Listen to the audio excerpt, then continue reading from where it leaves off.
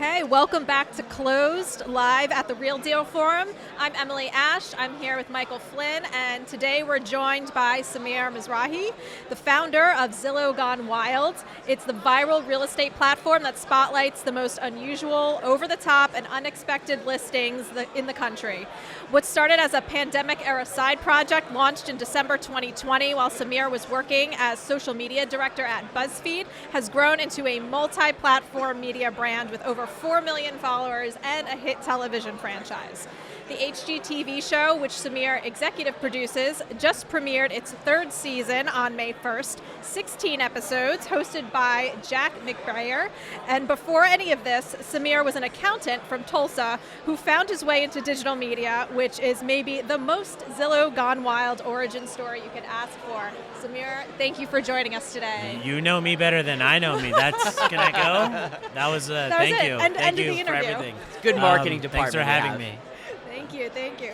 So Zillow Gone Wild started as entertainment, but you've built it into a platform with millions of followers, surfaces listings people would never find on their own.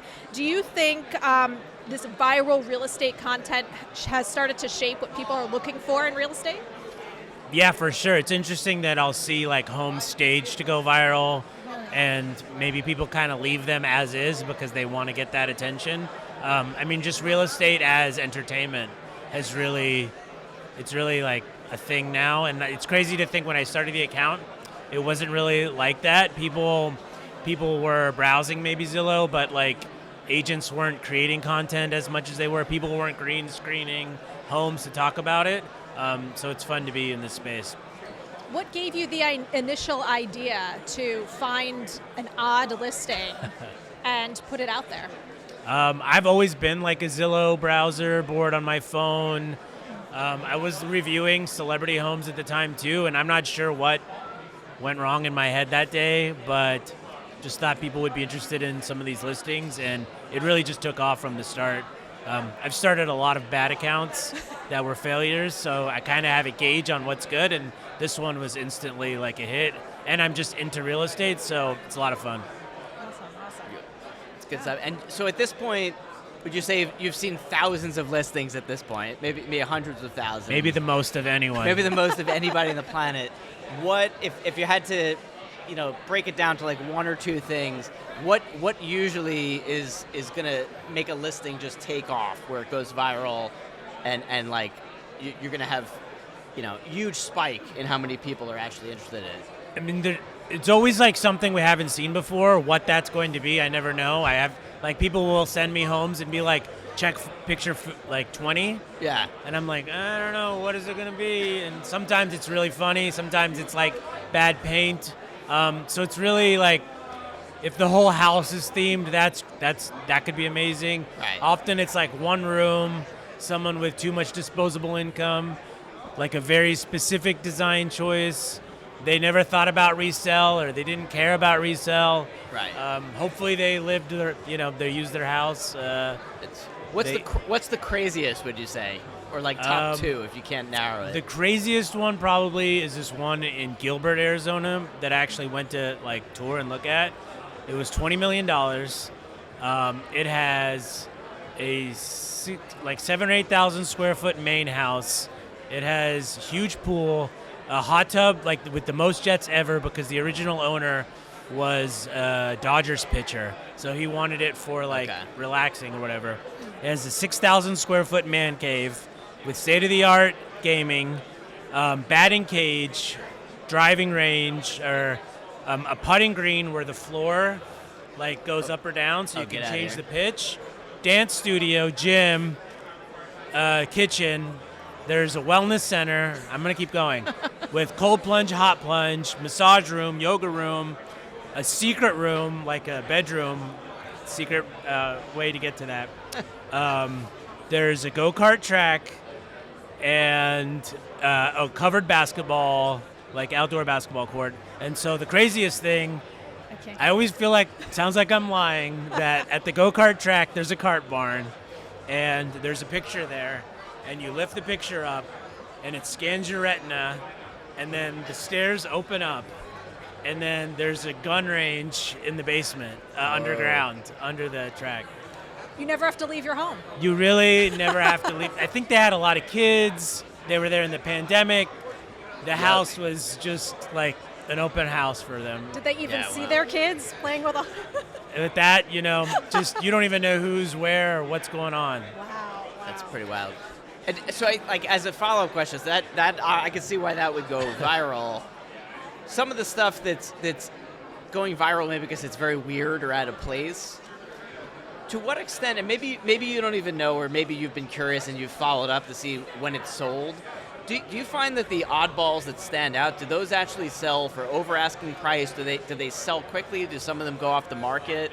Do you have any sense of like what actually happens to these once the initial wow factor is worn off? They definitely sell. I think the wilder it is, the more it needs to be like in a bigger market.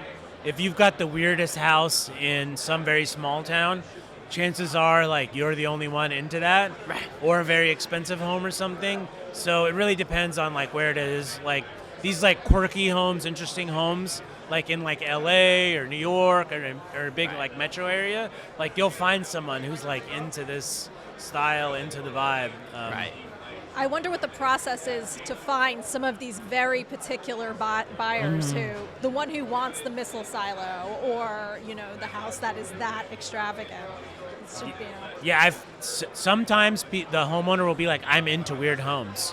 And like it's like a genre of person like into that kind of challenge, which is kind of fun that people like don't want the traditional, normal kind of house. Right. Yeah. In New York, it's eccentric. In like maybe your hometown where you're from, it's like that's the weird house. Nobody go near that. Yeah.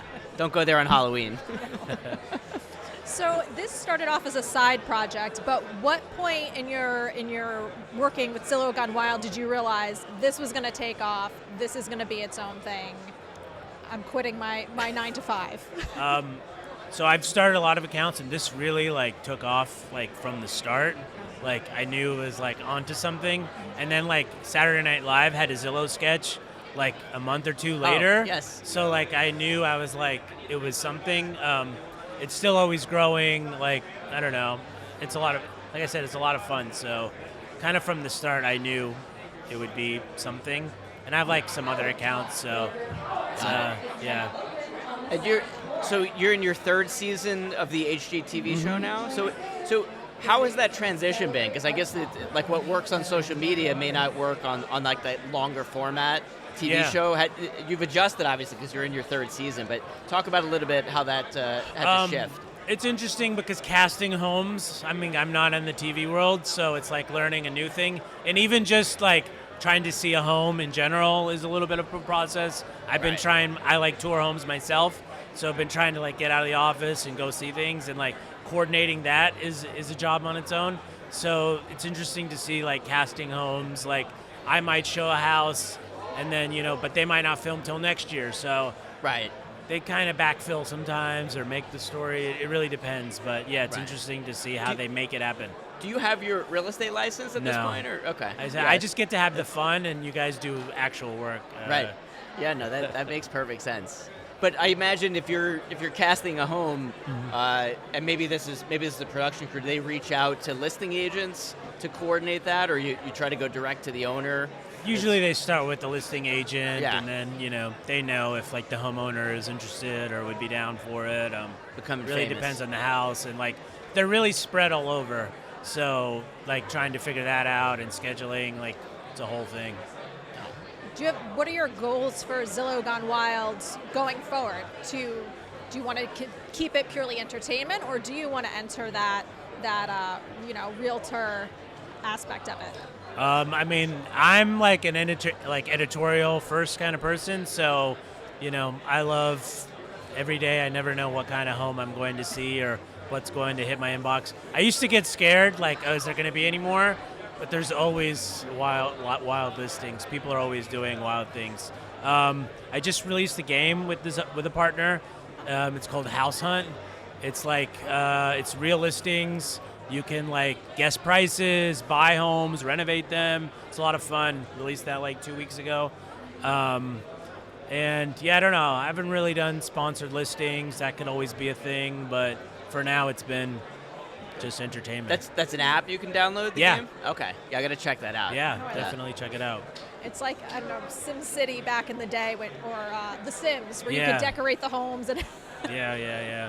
love it, love it. So, I mean, we went through the questions that we had. Anything that you wanted to talk about that's on your mind? I mean, you've probably seen some of the most interesting stuff of all the guests that we've interviewed today. The people, like when you go, so I'm going to flip it actually, and it's going to be a question for you. When you go to these homes, you ever have the homeowners that are there taking you through it, or do they kind of like keep out of the picture and let you do your thing? So that's what I try to do. I mean, if I'm just going to tour it myself, I'm not as interested, but if I can get the homeowner, I love to tour with the homeowner. Like, they know the home, the history. If it's eclectic, they really know how to tell the story. Right. I went to this house in Alabama. It's a 68,000 square foot house. The guy bought it for $4.8 million. It was like the most expensive home in for Alabama. Yeah, it was I would very think. viral. This entrepreneur guy from San Diego bought it. So I went to go tour it with him he talked me through his plans, and we'd walk the property. It was a lot of fun. So, What were some of the traits of that property? I can't even imagine. well, like this guy built it, like this insurance guy built it, and for years it was like neglected. There was a big flood. It's like from what they showed when it went viral, like only like maybe 5,000 or 10,000 square feet of it was like usable, and the rest of it was basically gutted to the studs. So he's gonna make a wellness center. Like there's horse stables. There's so much work to be done on it. A lifetime of work. Yeah, no, it's like a very ambitious project, but he's the kind of guy that seems like maybe he could do it. Guess he's gonna love it, and Yeah. furnishing it. Can't Yeah, imagine. yeah. Furnishing is, I mean, that's a whole gone wild on its own, where people's furniture is, Yeah. I don't know, very interesting. And it's kind of exciting because AI, we're talking about AI replacing everything. It'll never replace weird people, and people need places to live, and that's going to be their primary canvas. Yeah. For their weird ideas. So where do you see the brand going from here? What do you have any things that you're thinking about bringing online soon? If it's top secret, you don't have to give it away. I mean, the game just released. Really excited about that, to kind of bring like Zillow to like a mobile phone game fun experience. Yeah, I think, like I said, maybe there's like a sponsored way to go in the future. It's a very large audience, so Yeah.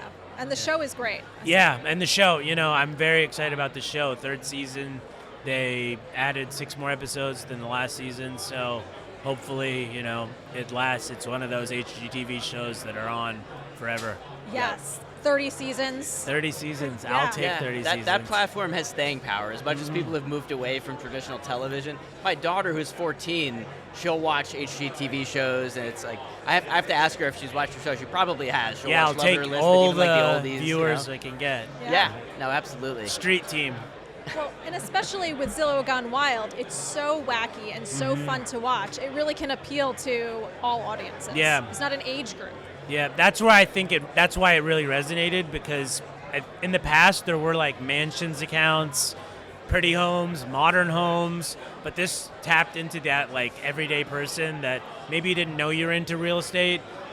There's like a voyeuristic feel to it, but yeah, it's the everyday person, and a lot of the comments are always like, oh, I used to drive by this house. I always wondered what was going on inside.